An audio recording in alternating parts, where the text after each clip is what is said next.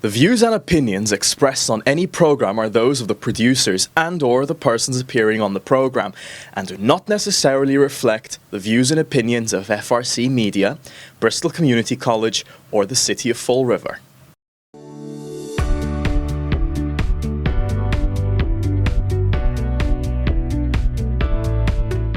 Hi everyone and welcome back to Bristol Thyme. Today we have a special show for you. Summer's finally here. Took a while, but it got here. Summer's here. So we're going to talk about local produce, farmers market, and cookouts. Don DeMarco, our nutritionist, visited Stony Creek Farm, which is the host of the Swansea Farmers Market. Owner Erin Babbitt will give you all a tour of the farm and information about the Swansea Farmers Market. Hello everyone, my name is Dawn. I'm the nutritionist at Bristol Elder Services and I'm here visiting Stony Creek Farm, which is the host of the Swansea Farmers Market. I'm here with Erin Babbitt, who is the owner of the farm. She's going to tell us a little bit about the farm, the farmers market, and I will show you guys the vendors that are here today. So thank you for having me, Erin. Thank you, Dawn. So tell us a little bit about your location, your hours, and the day of the week that you guys are here. Okay, so we're Stony Creek Farm and the Swansea Farmers Market. We're in Swansea, 1210 Wilbur Ave, and we're open every Sunday from 10 to 2 from now until November. Awesome. So how long have you guys been here doing the farmers market? This is our 8th season. Awesome. The 8th season. It's amazing. So this farm not only does the Swansea Farmers Market, they also raise animals. So do you want to talk a little bit about the animals you have here? Yep, so we raise grass-fed beef cows. We have our own herd here that we sell right off the farm. Steaks, roast, burgers, all that good stuff. Awesome. We also are a animal rescue, so we have a petting zoo with animals that we've rescued over the years, goats, chickens, horses. Great. Awesome. So you guys do host some events and parties here also. Do you want to talk a little bit about that? Yeah, so we host children's birthday parties on the farm, or we can come to your location with our animals, the petting zoo, the pony rides, and we also host events, small events for about 100 people, indoors, outdoors. You can do fully catered or bring in all your own stuff. Awesome. Great. So now we're going to talk a little bit about the farmers market, which is actually running right now. So again, you said it is from 10 to 2 on Sundays, and the address one more time? 1210 Wilbur Ave in Swansea. In Swansea. So we're here in Swansea.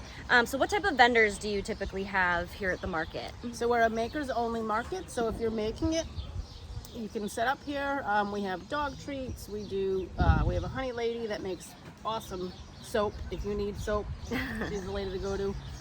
We have Kristen who does spices, the produce, charcuterie girl. She does rustic board grazing, amazing charcuterie boards. Yes.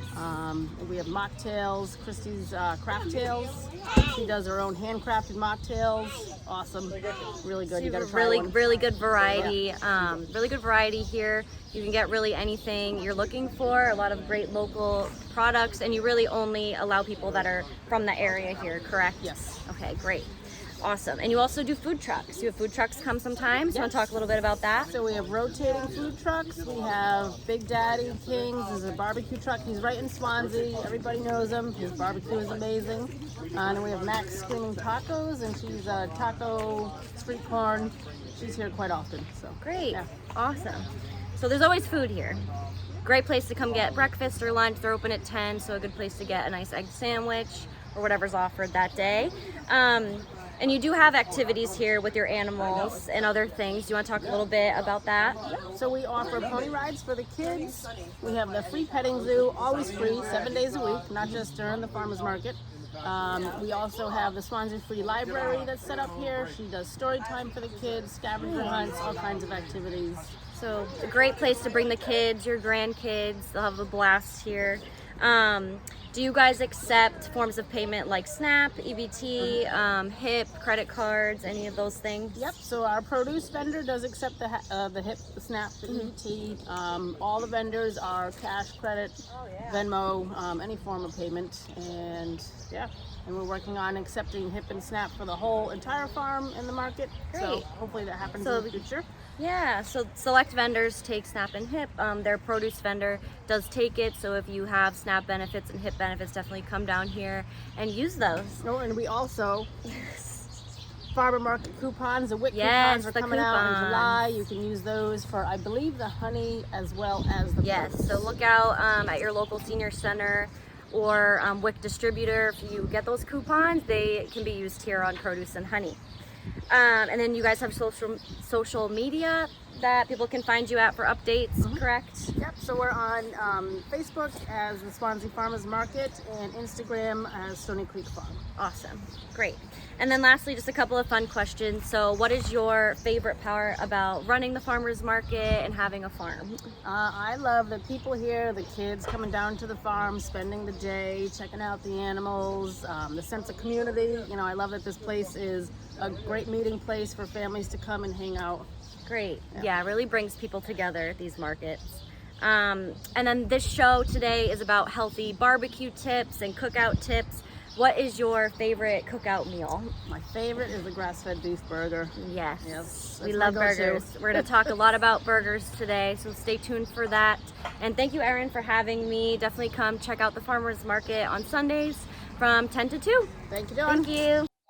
So we have North End Custom Woodworking. We have some beautiful handmade wooden pieces here. Great handmade jewelry, cups, beautiful. Over here we have some cute jewelry, little koozies, little bags, some nice jewelry here, some bottles. Okay, so we have Rustic Board Grazing Company. We have some cute little cheese boards, some whipped ricotta and feta, some beautiful cheese here, and some fig jam. We have Christie's Craft Tales here, mocktails, ice cream, bottled water. Beautiful. Great way to cool off on a hot day. And we have Stony Creek Farm grass-fed beef. We have fajita meat, a T-bone steak, and some eggs. And then this is also what they offer here. Great selection for a barbecue or a cookout. We are here with Talia's Treats. We have some beautiful gourmet dog treats for your pup. She accepts all different types of payments. So if you have a doggy in your life, come get some nice homemade treats. We have wicked tumblers here, some beautiful handmade tumblers for the summer. Keep your drinks nice and cool. We have some car coasters here. Beautiful selection and some keychains down here. We have Humble Hands Farm here today. This is the produce vendor of the market. They accept SNAP and HIP. We have some beautiful, beautiful spring, summer produce here. We have some beautiful cut flowers. They also have meats and cheeses available. So come on down and check them out. Nat's Creations, beautiful handmade wreaths. We have some nice seasonal ones. We have a pumpkin one, a Christmas one, a beautiful honeybee summery one, some 4th of July ones. So come check them out. We have Pinch of Fancy here, some beautiful handmade spice blends available, all different sizes. We have some packs here, 10-piece sample sets, all handmade. Beautiful. And we have Bee's Knees Apiary with some amazing local honey and some honey soap.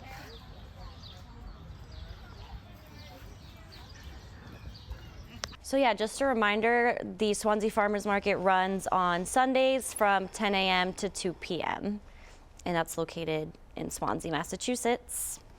Okay. So we have like barbecuing and Yes. picnics. So now we're talking about and, barbecuing. Yeah, and all kinds of things that are happening in the summer. So Dawn, you're going to help us make good choices, whether we're the host Yes. at a barbecue or we're a guest. Yeah, so Right. sometimes cookouts and barbecues in the summer can be kind of stressful for people that are trying to maintain a healthy diet. So we're going to talk about some tips today to kind of navigate the cookouts and the barbecues with all the tempting foods. And I'm not going to tell you all the things you need to eliminate. I'm going to tell you things you need to try and add in and eat more of. Yeah. Yeah. It's really hard sometimes because it's just out in the open. So Right. sometimes you're Exactly. just walking by and you just grab something. Right, you and know? also, the So- summertime is hot, which makes our bodies more thirsty and sometimes even more hungry. So it's definitely challenging sometimes. So we'll get Right. some tips going. So if we're at a barbecue or, sorry, what's the other word? A cookout. Yay. So what should we put on our plate then? So you typically want to have a good variety of different foods to make sure you're full. So you want to be getting protein, vegetables, fruit, fiber-filled carbohydrates like brown rice or whole wheat pasta or whole wheat bread or like a whole wheat bun. And then dairy if you can. So you want to make sure you have a lot of colors on your plate. The more colorful our food, the more nutrients is in it. So you definitely want to make sure you're getting a good variety. So is it important to figure out how much of each food group we should be eating, or So it's good to have like a good, generalized idea of how much of each food group you should be having. The USDA has recommendations for how our plate should be built. So half the plate should be filled with non-starchy vegetables. So those are things like cucumbers, lettuce, tomatoes, onions, peppers. Think about the vegetables that have a lot of water in them. Those are the non-starchy. And then the other half of the plate gets split equally between protein. So lean protein would be chicken, fish, ground beef. If you don't eat meat, that could be tofu or beans. And then the other quarter of the plate should be whole grain. So again, those are whole grain bread, whole grain pasta, brown rice. That could also be like a potato or sweet potatoes would be counted as the carbohydrate there. Yeah, so Okay. that's what I recommend. so what should somebody put on their plate first when they're So at a cookout? I would recommend filling the majority of your plate. Again, half the plate, go for fruits and vegetables first, just so you know you're making room for them on your plate. I know sometimes like at a cookout, there might be a huge bowl of pasta salad and you might want to pile it on. It's not wrong to eat pasta salad, but if you have half the plate still with fruits and vegetables, you'll know that you'll probably eat those as well. And vegetables, for like the summer and cookouts, there's so many fun ways to eat them. Like you can put them on the grill. Vegetables are so good for grilling. You can grill almost any vegetable nowadays. So yeah, it can be really fun to eat, I think.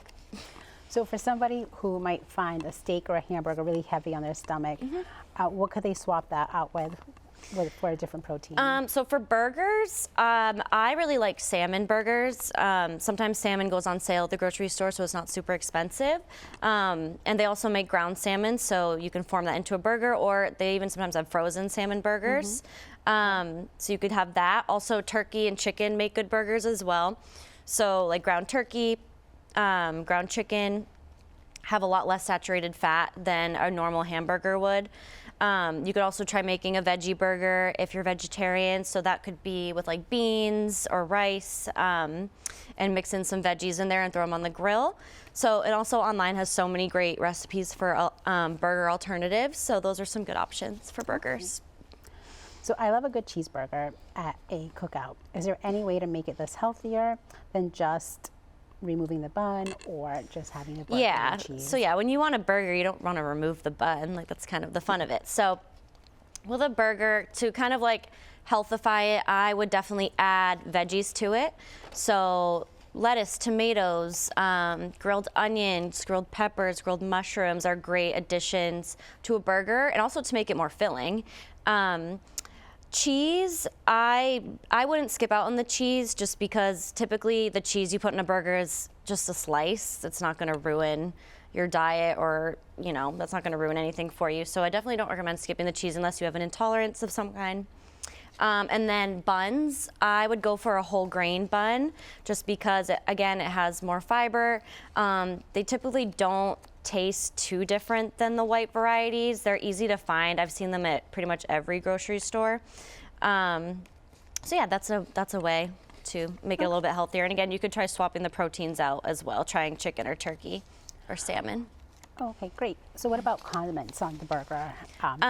Yeah, so condiments. So mustard is typically what I recommend just because mustard does not have a lot of added sugar or fat.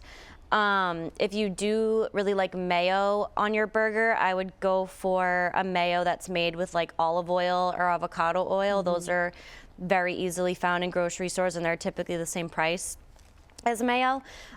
Ketchup also has a lot of added sugar, so if you're going to use it, either just use a little bit or look for a variety that has no added sugar. So it'll just be the sugar that's naturally in the tomatoes. So those are typically better options. So if I'm not hosting the cookout, what can I do to make sure that I have healthy options? So it's typically a nice gesture to bring a dish with you. You could make a coleslaw. An easy coleslaw recipe would be just like shredded carrots, red onion, cabbage, and using a dressing that has like half mayo, half Greek yogurt. That way it's not super, super loaded with fat and you have a little bit more protein from the Greek yogurt. You could also bring like a veggie tray or a fruit tray. Or just a salad, just so you know you have veggies there, because sometimes we might go to a cookout and you might not really know what you're eating. Yeah. So having that might give you a little bit of a peace of mind, just to know that you have something healthier there. And what about dessert? Dessert. So you never want to forget dessert on a cookout. Again, I would try and reach for like fruit first. Fruit is also really cool to grill nowadays. So you can like grill peaches, you can grill bananas, you can grill pineapple. It gives them kind of like a sweeter and like smoky flavor, really, really good. And you could pair that with like a little bit of ice cream or some granola. And then obviously, you know, a sweet treat every now and then isn't gonna hurt your progress. So if you wanna have like a cookie or a little piece of cake, you can. It's okay. So I'm always tempted to get some lemonade or some other sweet beverages at a cookout. But obviously we know we should be drinking water instead, but how can we transition to like getting something a little healthier? Yeah, so having, you know, beverages at cookouts they're really important because typically it's hot out, you want to stay hydrated. Those really, really sugary drinks are really tempting, but again, they have a ton of sugar. So I always do recommend water, but you know, water doesn't need to be super boring. You can add like cucumber slices, you can add like a Crystal Light packet. You could even have lemonade or iced tea, maybe just like cut it with some water so it's not super sugary. And also there's some great like flavor pairings you can do in the summer. So like watermelon and basil, cucumber and mint water. You can try using seltzer water. Some people enjoy like the bubbly taste, so you could try doing that. Or unsweetened iced tea is another great option if you need some caffeine. And then if you are drinking alcohol at a cookout, I just recommend you have waters in between your drinks to make sure you're staying hydrated and not getting dehydrated in the heat and everything. The other good thing to remember is like it is really hot, so people usually are under the sun and they might need to protect themselves. So I was just at a cookout this weekend and someone forgot their sunscreen. Oh so no, it was hot this weekend. It was really hot on Sunday. Yeah, so it's really important to like always keep your sunscreen and try to find some shady areas. And, or if they have like a swimming pool or if you're near the ocean, try and go for a swim if you know how to swim safely. Yeah. So is mindful eating a good technique for a cookout? Yeah, so mindful eating, it's kind of a technique that prevents you from overeating too much. So basically what it is you're paying more attention to the food you're eating. You're noticing like colors and textures and smells and flavors. So it's a great way to go to a cookout. It kind of like slows you down a little bit too, so you're not inhaling your food and missing your fullness cues. Sometimes if we eat really fast, we don't even feel that we're full. We're just really distracted. And it also takes the brain about 20 minutes to kind of recognize that it's full. I just have a question for somebody Sure. who may not know what mindful eating is. So can you just explain that to us? Yeah, first? so what it's is an mindful eating technique Yeah. that typically kind of connects your brain to your body and Mm-hmm. helps you just slow down your eating, be very present with how is your food tasting. It's like checking in with yourself while you're eating. So not so much like even when you're home, just watching TV Right. and like just, you know, stuffing Yeah, your so like mouth mindless into the- eating is kind of like you're eating without even thinking about it, like a bag of chips. Like you're just eating and eating and eating, Right. not thinking about it, which we do. I mean, we're human, we Yeah. do that. So mindful eating is kind of the opposite. It's, okay, I'm eating chips. What do they taste like? They're really, really salty. They're really crunchy. It's like savoring the food you're eating. Yeah. Does that make sense? That does make sense. Yeah. Yeah. So that's what mindful eating is. Okay. So yeah, if you're having a meal at a cookout, I just recommend trying to eat really slowly. Like if you're having like chicken wings or something, really taking in what they taste like, what they smell like, which kind of gives your mind and your body like time to catch up and be full. Yeah. Yeah. And like you said, it does take 20 minutes for your body to tell your mind that you're full. So Yeah. sometimes if we're not, you know, being careful, you can just overindulge. Yeah. on Absolutely. Something that you really like. Yeah. Exactly. Yeah. So mindful eating is a really great tip, and it's easy. You know, everyone can do it. Yeah. Yeah. Okay. Well, thank you so much for those. Of course. Thank fun you. facts. And thank you, everyone, and we'll see you again next time. Yeah.